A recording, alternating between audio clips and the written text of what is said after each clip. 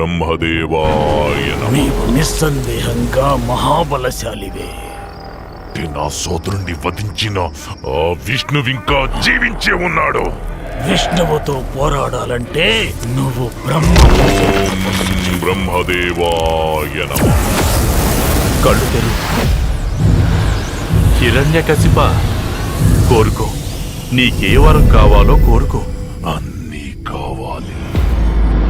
ఓ బ్రహ్మదేవా, నాకు వరం ఇవ్వండి. ఈ సృష్టిలో మీచే సృష్టించబడిన ఏ జీవి వల్ల నాకు మరణం సంభవించకూడదు.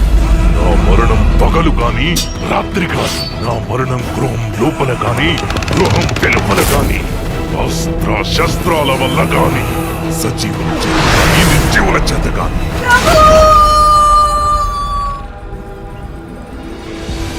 సమస్తం అంధకారబంధురమైనప్పుడు అక్కడ మళ్ళీ కాంతిపుంజం జనిస్తుంది. ప్రహ్లాద, అమ్మా, మన నోటి వెంట కేవలం హరినామం మాత్రమే రావాలి.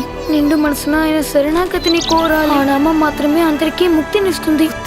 ఆ విష్ణుని విడనాడు. నేను భగవాన్ విష్ణువుని ఎప్పటికీ శత్రువుగా చూడలేను. భగవంతుడిని మరచిపో.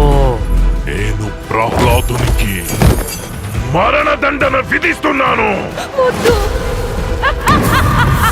మనమంతా అసురులం. ఇటువంటి పిచ్చి ఆటలు గురుకులంలో ఆడకూడదు. ఆయన ఎలా కోరుకుంటే అలా నాతో వ్యవహరించగలరు. ఎందుకంటే ఆయన ప్రతి పరిస్థితుల్లోనూ నా స్వామియే.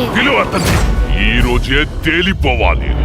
ఆ ఇద్దరిలో పిరికి నక్క ఎవరో, సింహం ఎవరో.